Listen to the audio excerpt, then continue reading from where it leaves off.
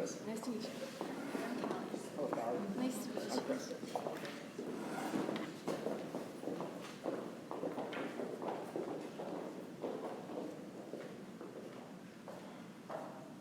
Welcome to JDC West 2017 Non-Profit Case Presentations, sponsored by the Alberta School of Business. Thank you to our judges, Chris Long from Tech Edmonton, Ryan Dury from Association of Fundraising Professionals Edmonton and Aaron Schomburg, Adam Zafir from Association of Fundraising Professionals from Edmonton and Aaron Chapters, Gina Jackson from Northern Alberta Institute of Technology, and Nancy Reynolds from Sterling Lifestyle Solutions. Contestants will have a maximum of 20 minutes to present. Immediately following the presentation, judges will have a total of 5 minutes to ask the contestants questions. The volunteers and speaker will show time to the judge at various intervals to indicate their remaining time, and will stop any speaker who continues to speak after the maximum time limit. No questions, comments, cell phones, or picture taking will be permitted from the audience at any time. The audience will only be permitted to applaud following the question and answer period. The audience is banned from any material that bears a name or symbol of the Canadian University. We ask that the audience exit the room immediately following the question and answer period. Contestants, you may begin when you're ready.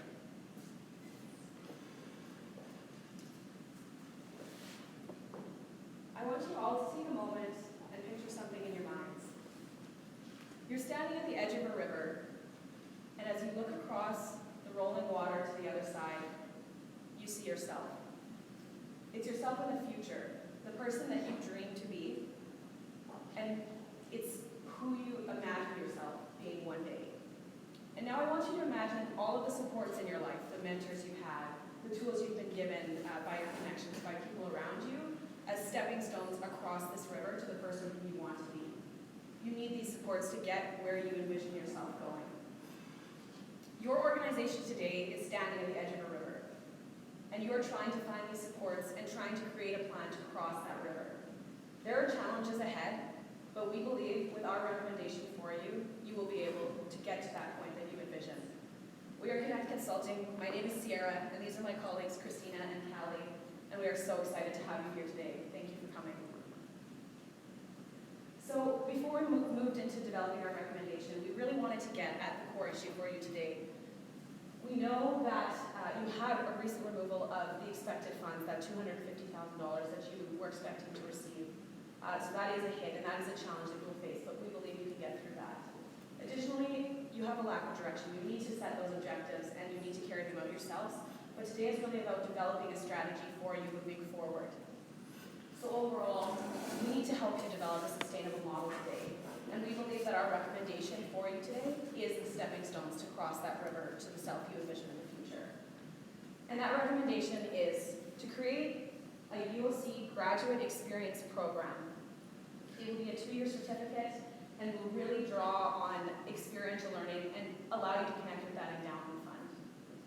Additionally, implementing monthly TechNet talks to allow for networking with your entrepreneurs and your students and the business community. And those will happen in all 4 cities. And finally, utilizing your current associates to apply for those grants that are available and to create demand from new clients around the various locations you have. From this recommendation, we believe you can secure at least $200,000 per year from the endowment fund. This is a small percentage of that fund, and will help you achieve a model for positive net income in the future moving forward. Additionally, we've developed a scalable model for growth for you. It's something that can start right now, but as you grow, you'll be able to move forward and achieve even greater things in the future. In addition, you efficiently use all those connections, those valuable connections in the business community that you have, and it increases the profile and prestige of the UOC and the program that you will implement. So moving a little bit more into our analysis that we looked at in order to develop our recommendation for you today. We have some pros on the left there and cons on the right. First of all, we wanted to note that you had mentioned the MBA program is very saturated, or programs around the country for MBA is very saturated, so you had worried about going into that market. However, the market for experiential learning is never truly saturated. This is truly an opportunity for you to look into in implementing a program using this in your school. Additionally, many organizations, not-for-profits, use galas and competitions as fundraisers. And so we feel this is a very saturated market for executives, people who generally go to these events. So we wanted to come up with something different that would target a different demographic. Additionally, you have that recovering economy and the cons there. It's something we need to consider. However, the entrepreneurial spirit in Canada is still strong. A few pros and opportunities we wanted to look into were, of course, that experiential learning, all your connections with UOC graduates that you currently have, and the expanding millennial generation. There's a lot of people starting school in school right now. It's that big generation that's coming up here. So there's a large market for you to tap into there. Additionally, the use of online classes is becoming more popular, allowing for distance learning and other programs of that sort.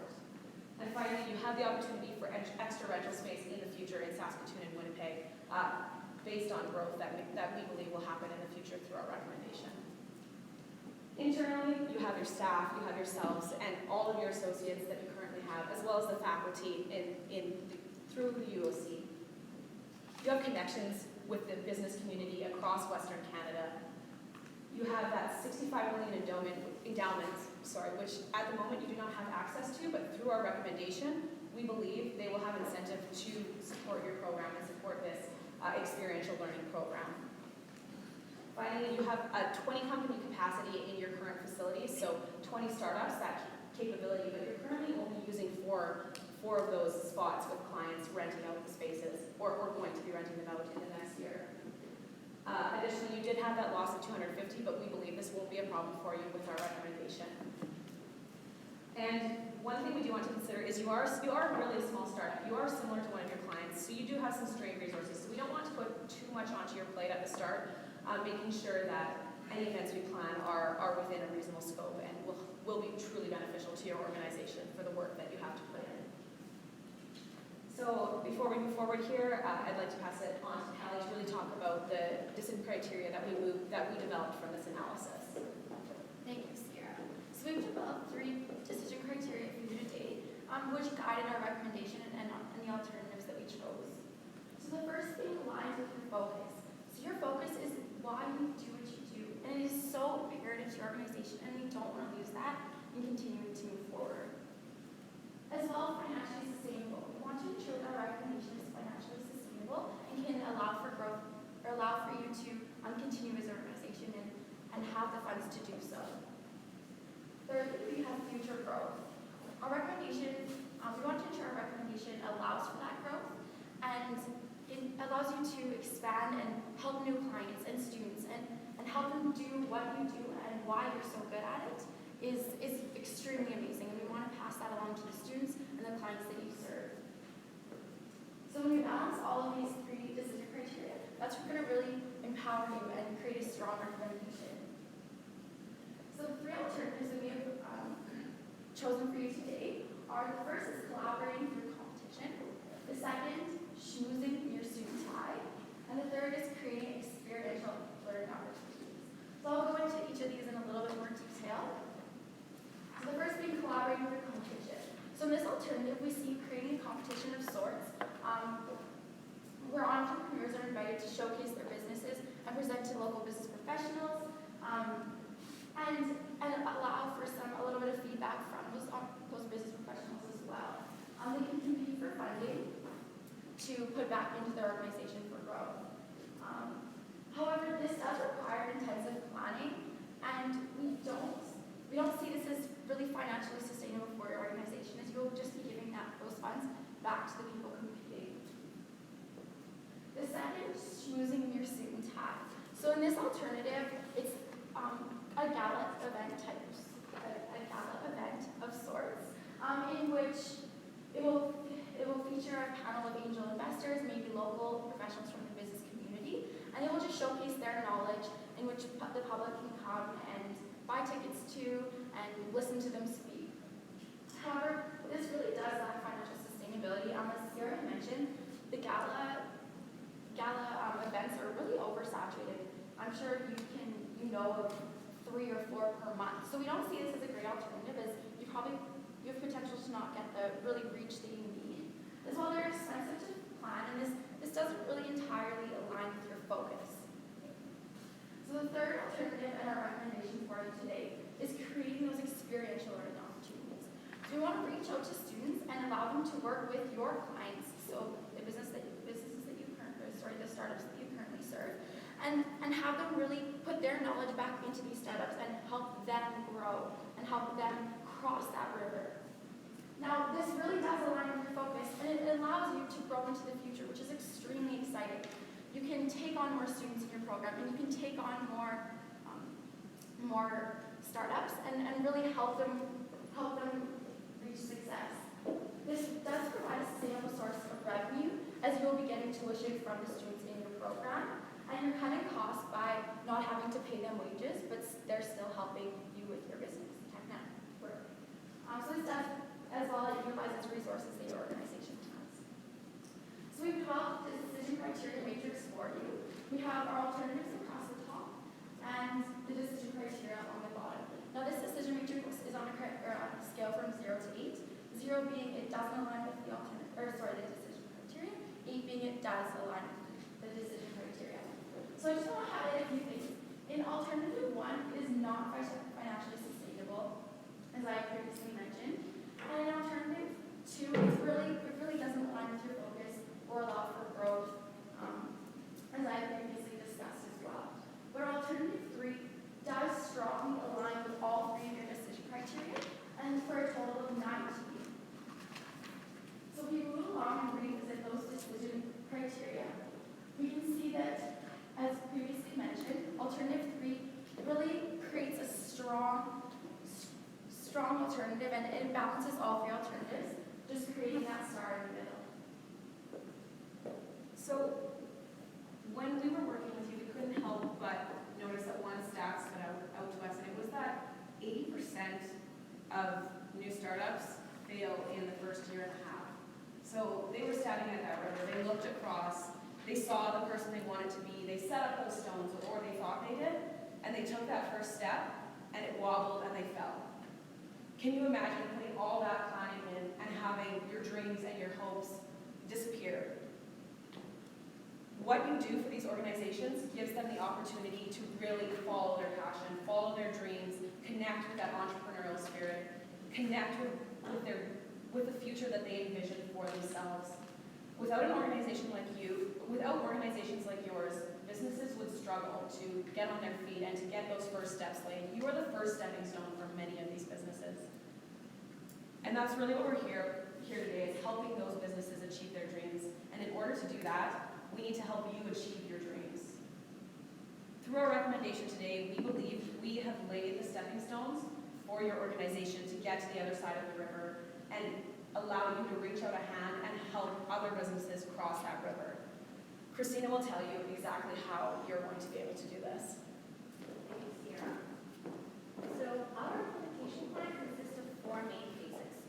So when we first sat down and really thought about the implementation plan, really thought back to one of our philosophies that we here at Connect Consulting believe in. There's an old saying in Hebrew that goes like this: Im ena mili, v'kshani atzmi, mani, v'im lachshav, ematai. This means that if not me, who? If not now, when? And really believe that right now is the right time for your organization to take on that opportunity and help your clients cross that river and really succeed. So the first phase will start immediately up until the 3-month point. This is where we suggest focusing on those tech talks, which will take place in local bars, local venues where it's easy to access and is in the local community. So really what you need to focus on is that short-term revenue stream for you to exist. Next, you will reach out to the board of director and management regarding the endowment fund. So what you need to do is negotiate an agreement where you would ask for $100,000 as a withdrawal to help you with the startup cost of implementing the experiential learning program. Next, you will reach out to faculty, management, and any other partners in the community and in your organization regarding the program. So really what you need to do here is really begin developing that curriculum and really outlining the guidelines of what that experiential learning program will look like. And lastly, you definitely need to start applying for that government funding because you know it's there, it's available, you just need to go ahead and do it.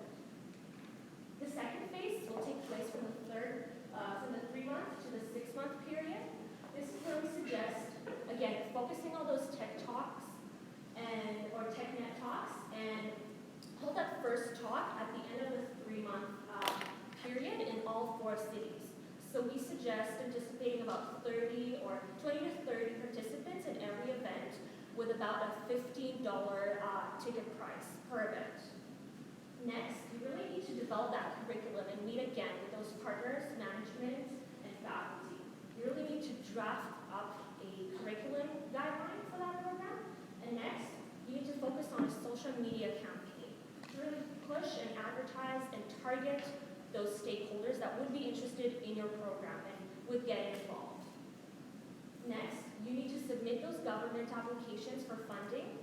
And with our third phase, which will take place during the 6 months to the 1 year period, this is where we suggest meeting and interviewing potential partners, such as instructors and other venture capitalists or other upcoming entrepreneurs. Next, you should continue holding those TechNet talks, and we're hoping to have about 10 to 12 talks throughout the year from the moment we begin those. Next, you should begin interviewing students who might be interested and really see who's out there seeking for that opportunity to partner up with your program. And finally, you need to finalize that curriculum and confirm partnerships. So venture capitalists, new businesses, students, faculty, and other instructors. So finally, for phase 3, this will take place during the year 1 to year 2 period. This is where you will launch the program in September of 2018, and we are anticipating about 20 students to be enrolled in each cycle of the program. And what we suggest is to have 4 out of the 20 students working for you, and thus their tuition will be covered with their employment with you. So they won't have to be paying for that tuition, they'll just be learning and working with you. So the tuition would be $25,000 per student for the remaining 16 students, and the program itself will be 2 years, so it will be part-time schooling, online classes, and the remaining time there will be a lot of client work involved.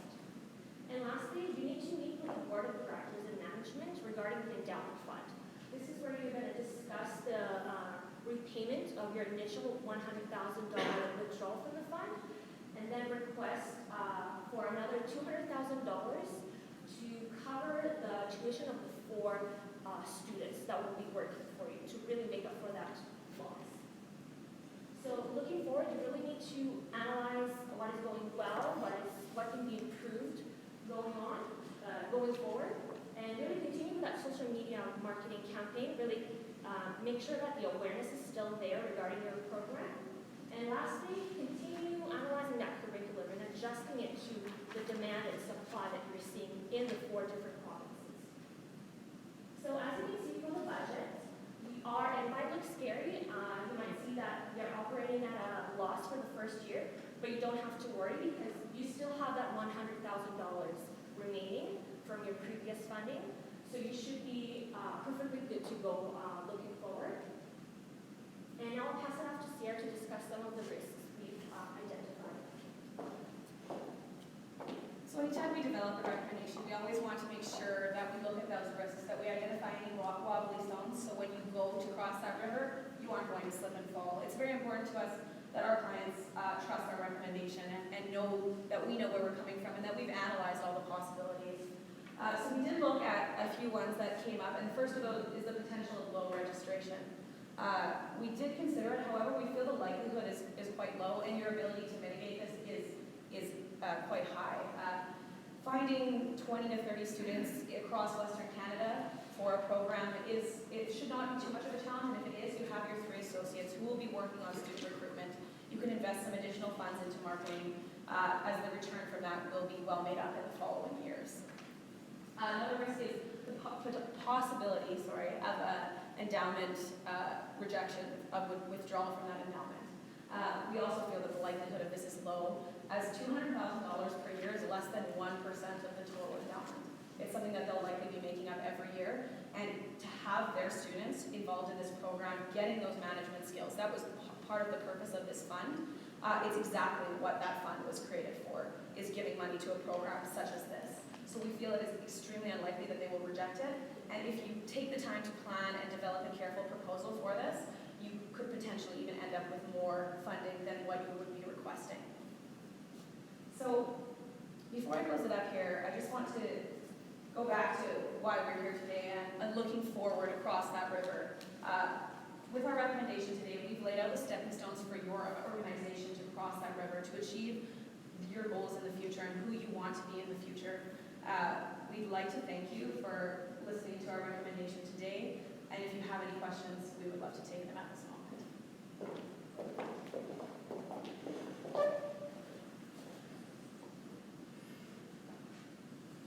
With your recommendation, or your expectation of approximately 20 students, I'm assuming which is split up across the 4 campuses, where you talked about the implementation in phase 3 of hiring instructors, would you be looking at hiring instructors in each of those 4 centers, and what would the cost be? Who would be taking on those salaries for those instructors? We had discussed, as I mentioned at the beginning, the potential for online classes. So you only have to have 1 instructor for all of the students involved in the program. It allows for distance learning and allows for you to reduce those costs to 1 instructor. Additionally, you have those 150 faculty already. The chances of you being able to utilize them, perhaps increasing their wages very slightly for the additional hours, we think is quite possible with that large amount of faculty that you have.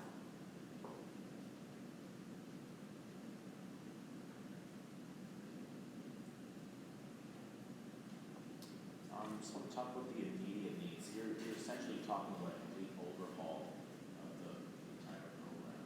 So when we're looking at $100,000 in capital now existing, with the way it's currently set up, in 4 months we will be out of money. So I didn't see, I'd just like you to elaborate a little bit more on how we're planning on keeping afloat as we transition to new model. Yeah, absolutely. So, excuse me.